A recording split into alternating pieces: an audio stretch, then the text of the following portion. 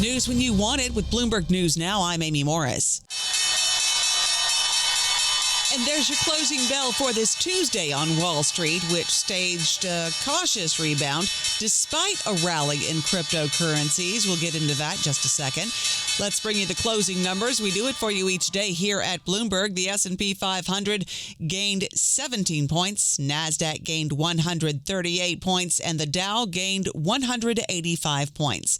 The 10-year Treasury yield at 4.09%. The 2-year yield at 3.51%. And checking Bitcoin, remember how it was down yesterday? Well, it's way up today, more than 5% higher, hovering around $91,000.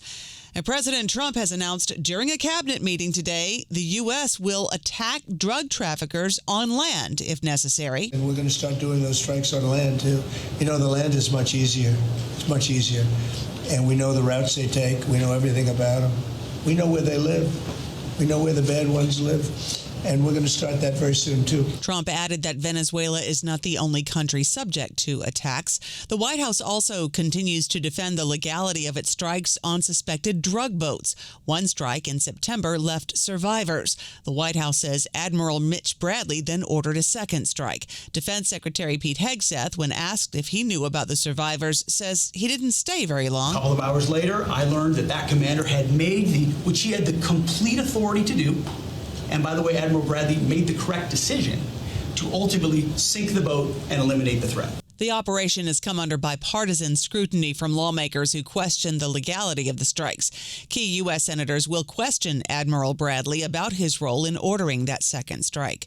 The Trump administration also says it will withhold SNAP food aid from recipients in most Democratic-controlled states starting next week. Agriculture Secretary Brooke Rollins said at today's cabinet meeting the action is in the works because those states refused to provide information the department requested on recipients, including names and immigration status. Also during that cabinet meeting, President Trump says he plans to announce his selection to lead the Federal Reserve in early 2026. But we have a guy that's just a stubborn ox who probably doesn't like your president, your favorite president. But they're going to be coming down. We'll be announcing somebody probably early next year for the new chairman of the Fed. I talked to Scott about taking the job, but he doesn't want it. Trump referring to Treasury Secretary Scott Bessent. Trump's comments offer a clearer timeline for the announcement, which Bessent had said could be revealed around Christmas.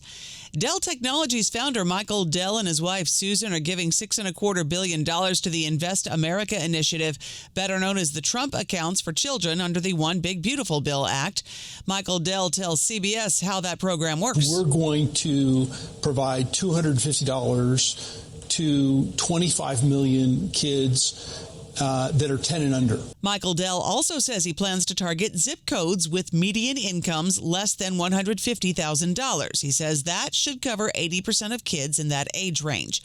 Now, on Capitol Hill, House Republicans continue to debate whether to extend the Affordable Care Act subsidies.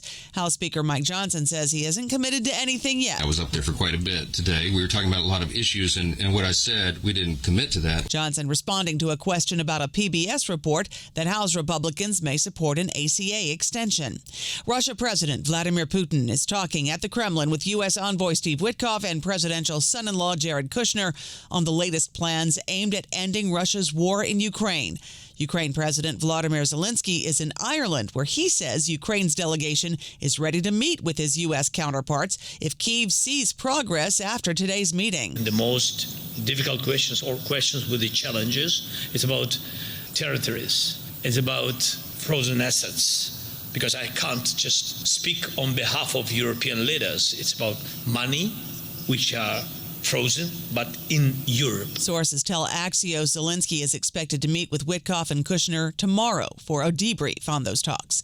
Fed Vice Chair for Supervision Michelle Bowman told a House banking panel she'll work to establish new rules for banks and stablecoins while highlighting efforts to finalize several bank capital measures. To compete effectively with non-banks on both payments and lending, the Fed is encouraging banks to innovate to improve their products and services.